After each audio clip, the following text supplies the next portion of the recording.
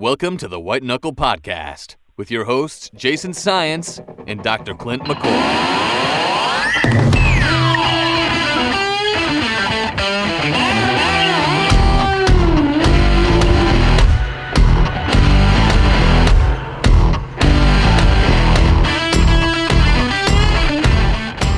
Hey, what's up, everybody? Welcome back to the White Knuckle Podcast, episode number 146 and episode number 6 of The Grind Report. Today I'm joined by none other than Dr. Clint McCoy. Clint, how's it going? Good, dude. It's cold. It is. It was freaking cold this morning. I had 20 degrees when I left the house.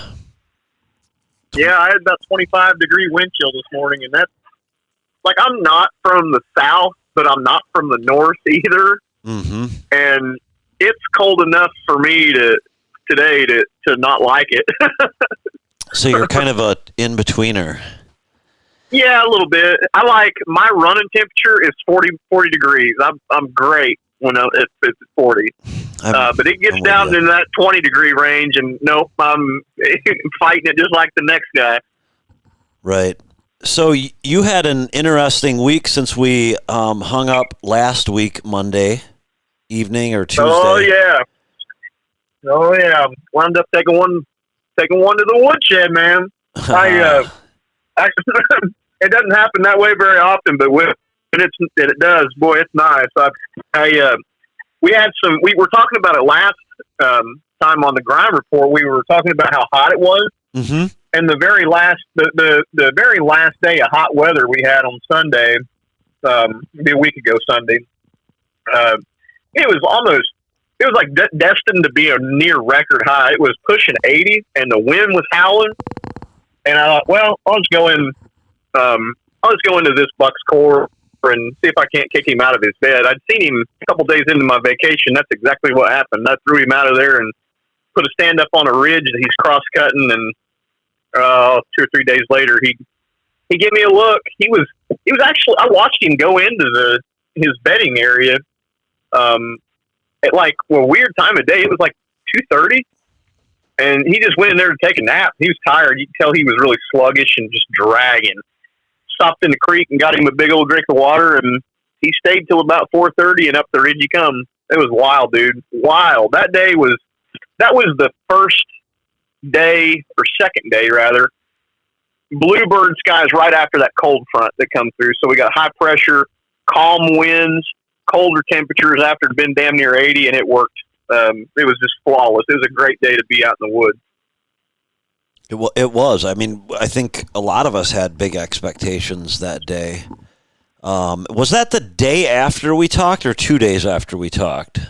It couldn't have been long. It was 2 days. 2 days, yeah. We knew that you predicted that cold front the following morning after we spoke was going to be a big deal, and it wasn't a big deal for me, but it was a big deal for a lot of other people. I might have just been in the wrong place, but I kind of saw the same thing. Like the first morning, mm-hmm.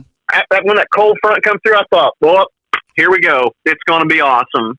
And like that was Monday of last week. Yep. And it was kind of flat for me too. Like I may have been off the X, but sure. By the time it seems like the deer activity gradually ramped up through the course of that day. But Tuesday was by far and away the best deer movement day I've seen in maybe several seasons. It was really, really good. From the start to the finish, it was phenomenal. Okay. So he came right in. I saw the picture you sent me. He looked like he picked you off in the tree, or at least tried to. Yeah, they do that when they're at 9 steps. Yeah, they do. Yeah, especially in broad daylight. Yeah, it was a little tight. It was a little tight. But the video was great. I made a pretty good shot on him. It was a quartering towards angle, but when you're high above them and they're that close, I feel like the anatomy lends you to be able to go ahead and hit it. The further out you go from the stand, those quartering toward shots just are drastically less efficient, but the anatomy sits so where when they're super close, if you can slip or parallel that arrow right across the top of that shoulder blade, just off of it, just a hair, right, you're going to get both lungs. And it was a tough shot, but I took a measured, it was dodgy, but I felt pretty confident in my setup and the angle, and I thought I could do it. Good. So you got it done. Oh, yeah. Awesome. On to the next one. On to the next one. Sweet. Yep. Sweet. So on that podcast that we did, we talked about whether or not they were in lockdown, and you felt like they weren't in lockdown. They are now. I felt like they were in lockdown, and I'm going to go. I'm going to make I don't know. That's a bold prediction, but or not prediction, a bold statement, and that's that it's over here. It's done. Really? It's done.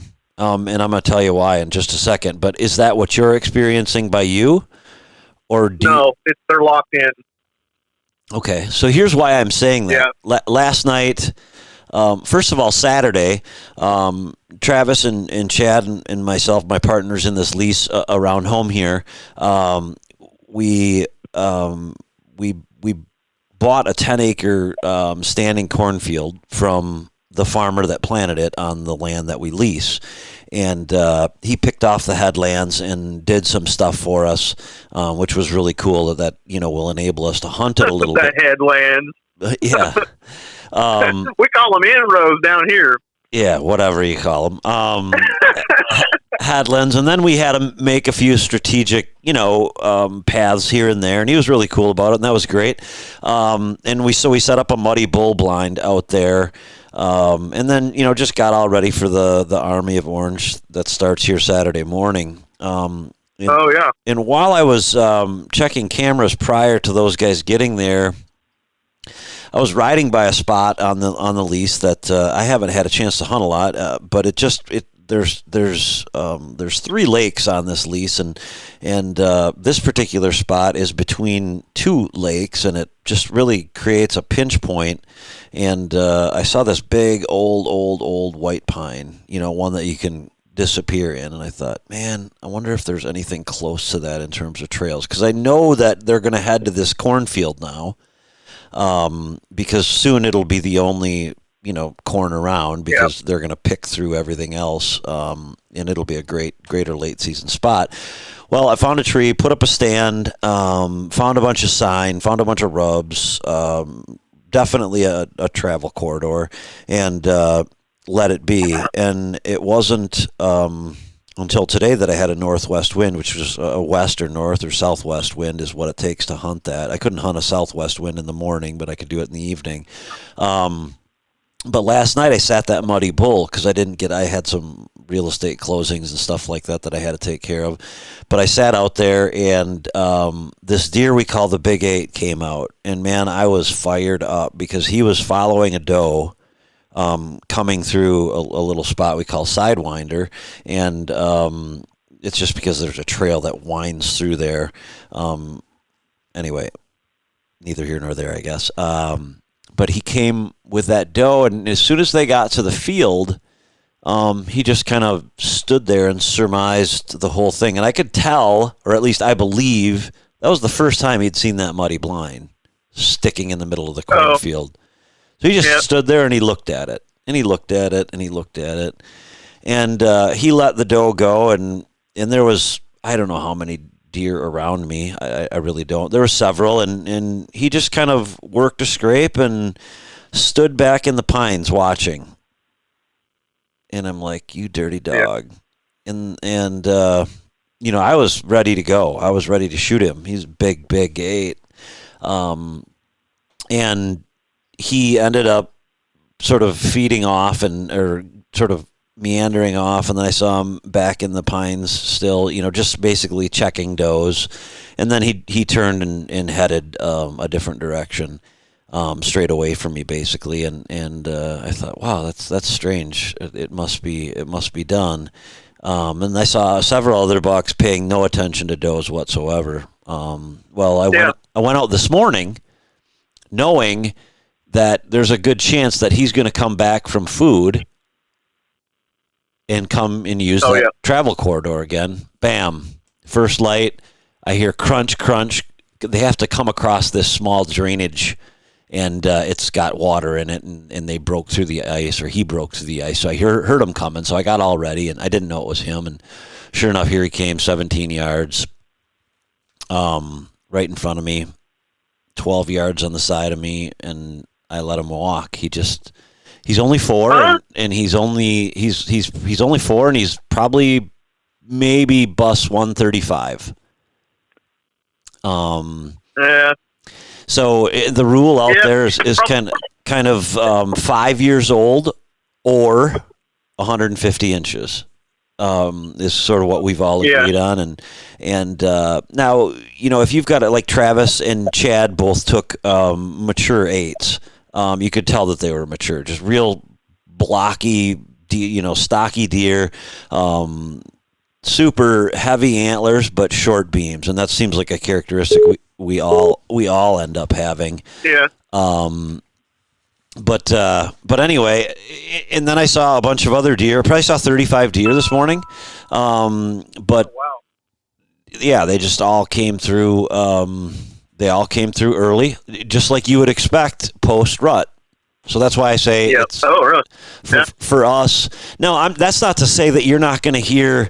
The story of oh my God, I was out and I saw 27,000 bucks chasing 50,000 does, and it was crazy. The rut's going crazy, and then we all think, oh shit, I missed my window again. Kind of like the same story we hear in October, right? Yeah. I think you're probably right on there. I mean, I think it's going to be. I think what you're describing. If you and a lot of the other guys up there are seeing kind of the same, and I'm starting to see some bucks that are the same. This morning I saw 4 little bucks, younger, 3.5s and under, but they were all their individual, like, completely separated, different trails, different areas around me. Not a single doe to be had, but I think they were in there since I was in there on a doe bedding area, and I think they were kind of in there, just kind of investigating it, but there was nobody doing any chasing, no does to be had. Sure. Not to say they weren't in there, I just didn't see them, but I certainly didn't see that helter-skelter all over the map, classic rutting activity that I saw a week ago. But I think what I am seeing, though, too, right now I'm starting to see a lot of fawns and button bucks off by themselves, like kind of aimlessly wandering, like, where the hell did my mom go? Right. And so, and I have seen in the last couple days, I have seen maybe 3 or 4 like good shooter bucks bedded down out in the open with those. So I would say that my lockdown, if I had to put a day on it, was the last day or two. And I think we're going to continue to see it fade a little bit as we go forward. I think that we're just about a week ahead of you. And I think that as I look back on my Missouri trip, none of those bucks were super aggressive. They were all pre-rut. They were feeling it and they were ready to go. And we did see, one knockdown, drag out fight, but there wasn't a whole lot of, chasing or anything like that going on. Yeah. It was the last couple days of October and the first week of November. But, so I just think you're, maybe a week behind us or a few days, if nothing else, but and I think that's going right. We keep mentioning that. And I think that, as far as our observation, I think that's probably pretty accurate. I think one thing people forget about during this time of year, even though it's has been the rut, you can still get to a buck and his bed if he's using it. Like they just don't abandon their bedding and run 365 like wide open 24/7. I feel like they come back to their beds and rest. Like You know, why? Let's sleep. You know, like the old sleep in your own bed tonight gimmick, right? Like when you go on vacation, it's been fun and all, but man, isn't it great to get home, sleep in your own bed? Exactly. Yeah, Exactly. yeah, it is. And that's what happened with that buck that I shot. When I first picked him up at about 2 or 2:30 in this holler below me where he beds, he had a doe with him, and the doe peeled off, and he separated from her. Like you could tell, she was tail twitchy, like he'd been tending to her. But he peeled off completely away from her and bedded down. I couldn't see him in his bed, but I didn't see him spit out the other side, so I knew he was in that holler. And that's the same spot that I kicked him out of just a couple days before that. But you know, people get. I am guilty of this too. We get to chasing these suckers all over the map, and sometimes I just need to go hunt his bed regardless of what I think the breeding activity is doing. You know, like right. That's pretty sound. Like when you kicked him out or you seen him going into it, that's a pretty damn good piece of the puzzle, regardless of the date on the calendar. Right. But I think now, going back to what you were saying, with it being quote post-rut centric behavior, bed to feed type stuff, less running and breeding. Now's the time to go back towards, I feel like, that, you know, trying to ambush a buck either in his bed or coming out of it. Wouldn't you agree? I would. And there's a case to be made for, you know, doing some rut hunting too. You know, Saturday, for instance, Travis and I were riding, we've got a couple Polaris Ranger EVs. We were riding an EV to put heater in his muddy, and here was a big 12 point in the middle of one of our food plots, just sort of you know, running around a whole herd of does. So, you know, some of that stuff can still happen, but by and large, I think you bring up a very good point. They may still be rutting to an extent by definition, but they're more likely to be in that pre-rut pattern than they are in the rut pattern, I think, at least in my world. Yeah, I think thinking down here, we're, again, like we said, about a week ahead. I think you can still get in on some rutting activity, but it's the reports I'm getting from the guys and stuff that I'm seeing too down here is it's starting to become more spotty. Like a week ago, it was balls to the wall all over the place, and now you're seeing that activity, but it's more pocketed. Yeah. Once, you know, more does become bred, it's only natural. Once they become bred and are no longer receptive, you know, it's gonna do that. So I think it's safe to say that we're probably past peak rut right now for both of us.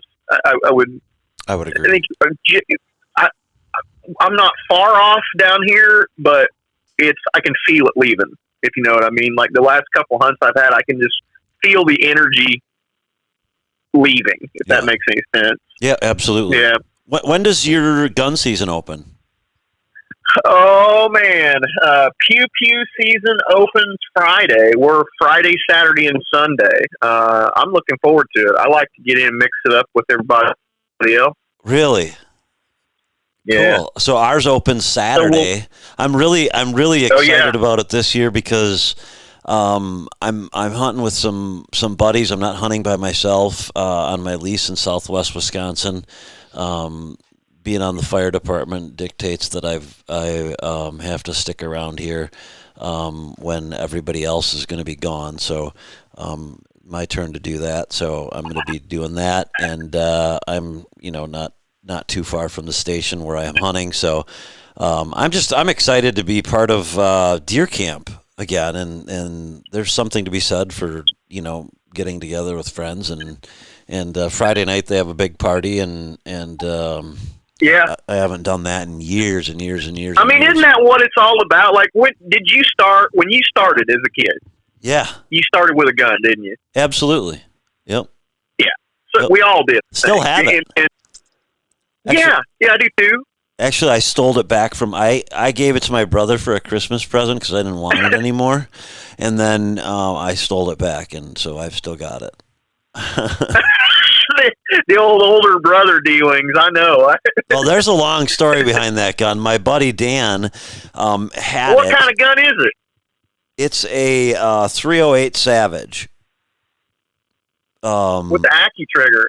No. Jeez, this is like bought in I'm going to say the mid 80s. So is there wood? Is there actual wood on it? Oh yeah. It's got a big, there we go, bulky wooden stock, and so Dan bought it and then wanted to upgrade. So he likely, knowing Dan, charged my dad over what he paid retail for it.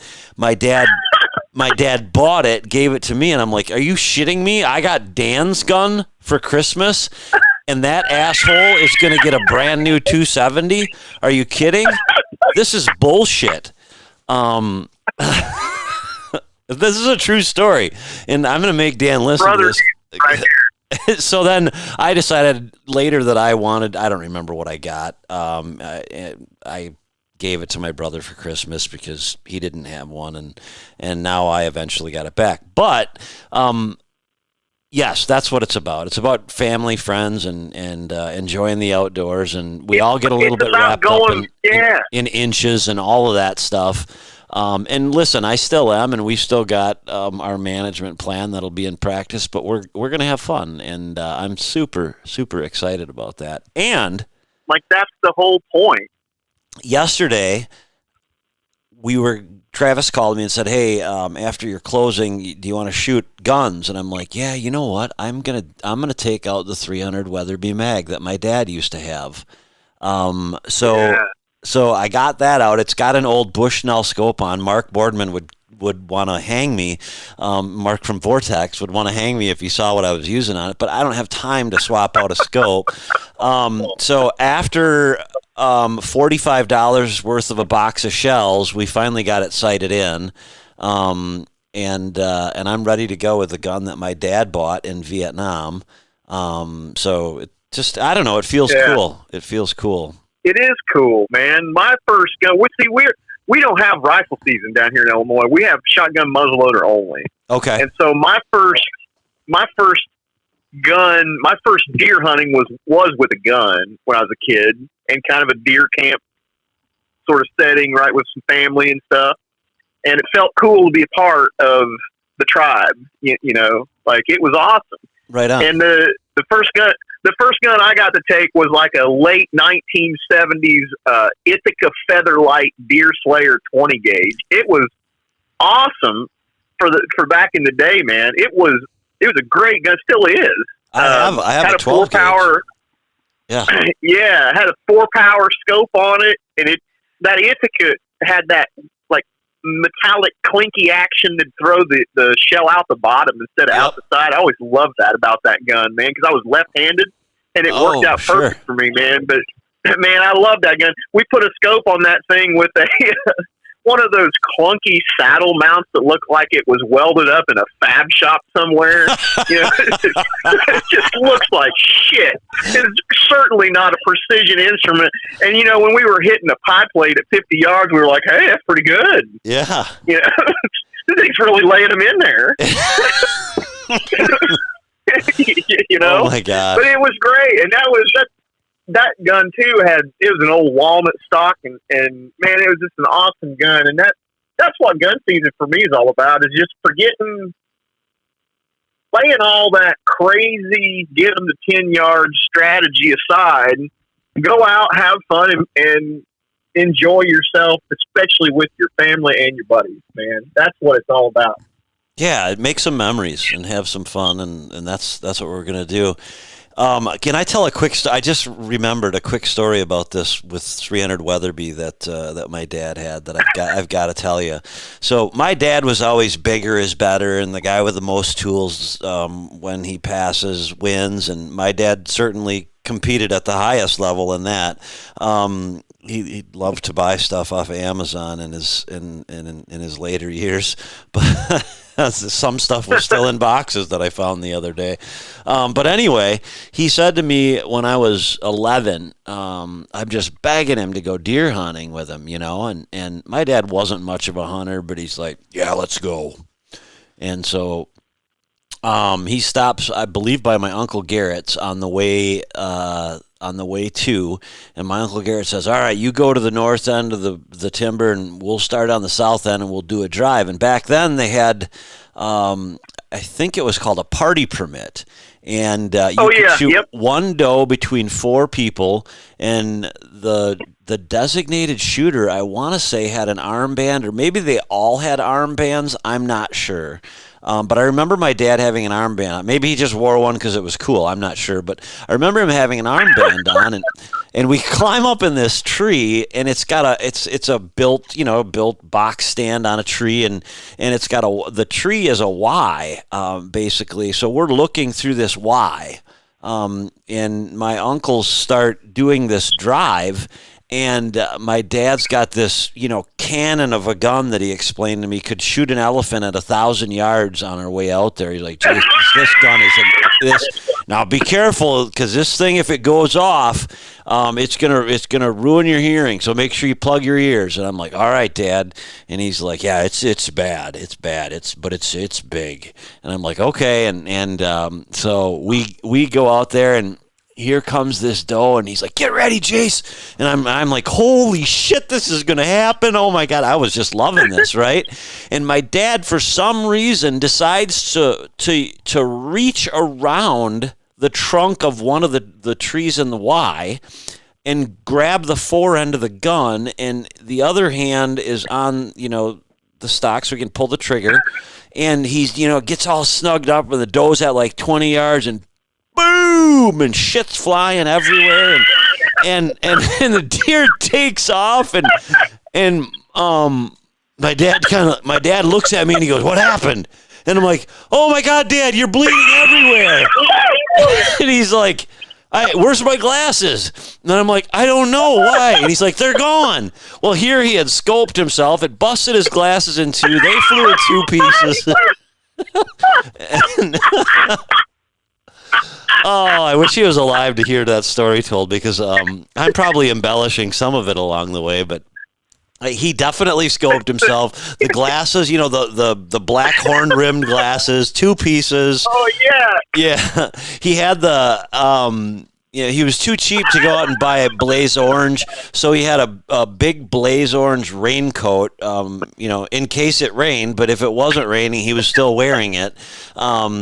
It was and what do they call those hats? I don't even know, but everybody used to have one. Stormy Chromers. Yes, no, not a Stormy Chrome, but it's like that kind of. It folds up. I guess you could fold it, and it would be, I don't know. Anyway, like a bomber hat. Yeah, something like that. Yeah, he had one of those, and it was just those were the best of times, man. And so yeah. I'm super looking forward to this weekend. And did he get the deer? Hell no, absolutely not. Absolutely not. One other quick story. We're riding around on Thanksgiving morning, road hunting, and that's what we called it. Nobody ever shot off the road that I can recall. And we rode all over Hell's Half Acre. And like 4 hours later, it's Thanksgiving, and my Uncle Garrett's like, "Well, I got to get home. Aunt Marion's going to get mad if I don't show up pretty quick." And my dad's like, "Yeah, Ruth is going to be mad." And all of a sudden, we get back to where our hunting grounds were, and we got to ride by that to go home. And there's like a zillion deer in a herd running into the timber. Well, now we got to do another drive. So they send me and my Uncle Ron to one end to do the walking, and I still wasn't hunting yet, and I did have blaze orange on, and so we start driving, and my dad joins us halfway because he was flanking, and he joins us halfway, and all of a sudden we maybe were 15 yards from where he joined us, and all of a sudden I see him pull up, and he's like shooting into this brush pile, or aiming into this brush pile. Bang, bang, bang, bang, 4 shots. And I'm like, well, what's going on? And there's deer running everywhere. And my Uncle Garrett shoots one, and my Uncle Ron ended up shooting one, and they ended up getting $3 out of it, as I recall. And my dad shot this buck in its bed. He put one through the left antler on the first shot, one in the ass on the second shot, another in the ass on the third shot. The fourth shot he completely missed. The deer was just an absolute wreck by the time we got there. Oh, it looked like he'd been in a war. It's like fighting the Indians, man. Yeah, and so it was a couple more years, and my dad said, "Yeah, I'm just going to stay home." And that was it. That was it. But anyway, that's story time with Jason. So I've been doing this for 25 years this year. And when I was like, I'll tell my first deer story real quick because it's on the same thread. I was packing. My uncle kicked me off in the bottom of this a creek basin, and he posted up on the other end, and he said, just walk down through there quiet as you can and find you a spot and sit down. Okay. Well, I get about halfway down this creek, and I see this as hackberry trees fall over. It fell over, and it's wedged itself up against another tree. It's like at a 45-degree angle off the ground, and I thought, if I just shimmied up that thing, I could sit right there in the fork of that tree that's right up there, and I could see that hillside. So I kind of clumb up there with that 20 gauge, like on my back, loaded, which absolutely was not safe. And so I'm sitting there in this tree. It's actually pretty comfortable. And here comes this little 5-pointer. It's like a 1.5-year-old 5-pointer. He might have been 2.5. He comes off this ridge and he stops right out there in front of me at 40 yards with that 4-power scope, and I, boom, drop him. Well, no one told me anything other than where to aim on the deer when he's standing up, right behind the shoulder. But no one told me what to do after the shot. And it drops him in his tracks. He's laying there flopping, and I just shoot him again and shoot him again. Like loaded. I kept plugging him until I had no shells left, and he stopped flopping. And my uncle, after a while, we didn't have cell phones back then. My uncle comes traipsing up there about dark, and he's like, God damn, what's with all the shooting? I was like, I got one. And he was like, were you missing? I said, no, I dropped him in his tracks for the first shot. He said, well, why'd you keep shooting him for? So you get up there to this little 5-pointer, and it's the same deal. He's got bullet holes run everywhere. Like, he's been run through the city of Chicago, man. There's a shot in the gut. There's a liver. There's a shot in the 10 ring. He just shot to hell. And I didn't have a single shell left. So that was the story of my first whopper buck. He was a 5. You put him together in arts and crafts class at Vacation Bible School. His rack was so bad, like it was just a turd. But he's on my wall, and I look at that and laugh. Like, you just think about how much you have learned as a hunter during 25 years. I feel like truth be told, when I was a kid, I had no business packing around a gun. Right. I mean, I was taught, but I wasn't supervised like the kids are now. Like kids have these youth tags and youth permits and stuff like that. And I'm not sure if we did back then or not. I can't really remember, but we had tags, and it was crazy. Sitting up in stands that was homemade built, and we talk about that all the time, and using guns that were built and made in the 60s and 70s. Man, that was awesome stuff back then. It was. It was. Man, yeah, we did things a lot differently back then. Definitely a lot differently. It's a different world now. It certainly is. I think most of the fields and the fence lines that I sat on have now fallen prey to the farmers that want to have the 100-acre square fields. Every fence line is taken out. One bright note about this morning, other than that I actually had a plan and the plan worked and I could have killed him, one bright note is for the first time in a long time, I heard a wild ringneck pheasant. Oh yeah, that's awesome. Not one. Yeah, that's great to hear, isn't it? That's fun. But we don't have them here. We, by and large, don't have them here. I mean, you've got the game farm birds that the truck, everybody in Portage is waiting to hear, when's the truck coming? It's coming on Tuesday. I'll let you know when I see it. And then when one person sees it, it just, the call keeps going down the line. And, they run out there and shoot them. And that was fun when I had a lab. And by the way, I am getting a lab again.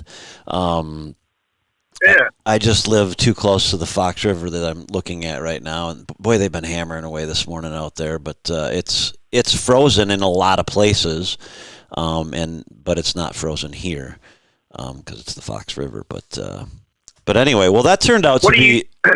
Go ahead. What do you think you're going to do as far as tonight and the next day or two before gun season? Your strategy now? Well, I'm going to give it through tomorrow evening. And then I'm just going to hang it up, even though I can hunt right through Friday night. I want to let it lay. There's some big deer out there. So I'd just as soon give the guys that, as well as myself, a good chance to we've put the pressure on them here lately. And those deer historically have not gotten pressured, so we've probably put more pressure on them than they've had in years. However, I think we've done it smart. But my plan tonight, actually, I left everything hanging in that tree. It'll be the last northwest wind I get early season here, and I suspect I'm going to see him again. I think he's going to do the same thing that he did last night. I think that's reasonable to expect. But there's also a smaller in score, heavy 8. That's he's 5 or 6 years old. I would love to shoot him. I should have shot him as he came into the decoy. I was more intent on getting footage of him coming into the decoy, not really studying him. I'm like, it's just a little 8. Until I looked at him with the binoculars, because I'm like, wow, he's got some mass. And then I looked at him. But so there's a few deer out there that I would definitely shoot. So and they could easily come right by there. I think what I'm going to do the next couple of days is parallel doe bedding. I feel like I'm getting burnt out on these all day sits. Yeah. I've had I don't know how many of them, a lot this year, and I enjoy it to an extent, but I'm starting to get that, monotone. God, I got to sit here through the midday. Mm-hmm. It's a mental wear, but it's fine when you're seeing deer. But the last couple of days, yesterday I sat dark to dark, didn't see a single damn deer, not a one. So I couldn't do it today. I had to get out. I couldn't. I needed to relocate, and mine was fall. I was crowding what I suspected buck bedding, and they're probably with the doe. So anyway, that's my plan. I'm going to try and parallel some doe bedding on the downwind edge of it for the next couple of days, and try and stay off buck centric beds, and then let gun season come and go, and maybe get back after it once season ends. Yeah, I'm gonna probably bow out of the morning tomorrow. I'm not 100%. I've got to look at the wind. There is one stand that I've never sat that when I put it up, I'm like, whoa, I could kill a big one here. But I just haven't it hasn't made it on my radar because it just hasn't. And there's some good deer over on that part of the farm too, but it's probably about a mile away from where I'm sitting now.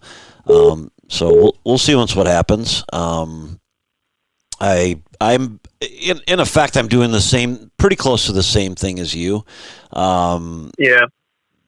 It's just this particular spot that I'm sitting is such a good pinch point that it's hard not to expect something out of that, Just simply because of where you're at. Where I'm going to go this evening, it's a little square thicket that juts out from the main block of timber, and it's just full of does all times of the year. It's one of my. I'll see a shooter today. I'll about guarantee you this evening. I'll lay eyes on something good. I think because it's got proximity to food, and now it's gotten 40 degrees colder than what it was. It's probably a good idea to get in there and crowd those does, especially if they get up to start moving towards food. I've got a stand that kind of is in between two, so we'll try that tonight, see what the hell happens. Yeah, man, I've really learned because I've had the luxury of having so much agriculture in the properties that I've hunted. This particular property, because it's very uncharacteristic. I think you've heard me say that before, for this part of the world to have that much ground be wild, essentially. Ag. And there's very little ag on the interior. So if you don't control that exterior ag or food plots to an extent, you're out of the game. So, I had a couple failed food plots this year because of all that rain we got, and I can just see where that would have probably changed a few hunts for some of us. So next year, live and learn. But there wasn't a whole lot I could have done different about this year because when it rains 6 inches every time you plant a food plot, you're kind of shit out of luck. But anyway, well, good luck.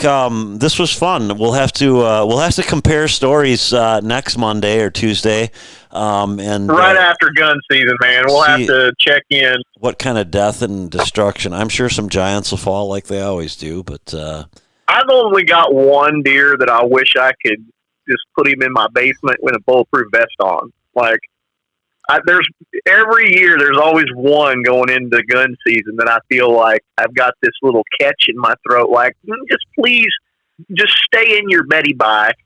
Right. Please don't get up and walk around in daylight. Right. So he's in a super pressured spot too. He'll get crossfire from all directions in there. So I hope he just keeps his head down and keeps his ass, lay low and keep your ass out of trouble unless you're in front of me.